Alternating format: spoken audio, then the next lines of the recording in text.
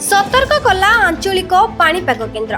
राज्य में सप्ताह जाए लगी रहिबो झड़ वर्षा। तेणु विभिन्न जिला को येलो वार्निंग जारी करिछि पाणीपाग विभाग। राज्य में आगकू किछि दिन आउ वर्षा जारी रहिबो। गत किछि दिन हेबो राज्य में जो भली भाबरे खरा एवं वर्षा लगी रही आगकू पुणी एमिति हेबो बोली कुहा जाउछि।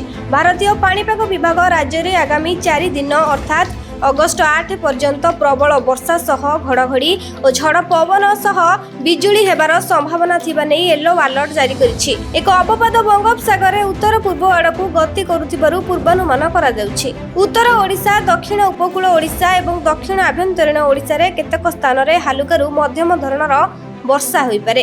सेहि भली 6 तारिख रे बालेश्वर, भद्रक, जाजपुर, केन्द्रापड़ा, कटक, जगतसिंहपुर, पुरी, खोर्धा समेत पश्चिम ओडिशा और दक्षिण ओडिशा रे विभिन्न जिल्ला रे घड़घड़ी सह वर्षा होई पारे। सेहि भली 7 तारिख रे केन्दुझर, मयूरभंज, सुंदरगढ़, गजपति, गंजाम, रायगड़ा, कोरापुट रे अधिक वर्षा होई पारे बोली पाणीपाग विभाग आकलन करिछि। Bureau report, Biraja news.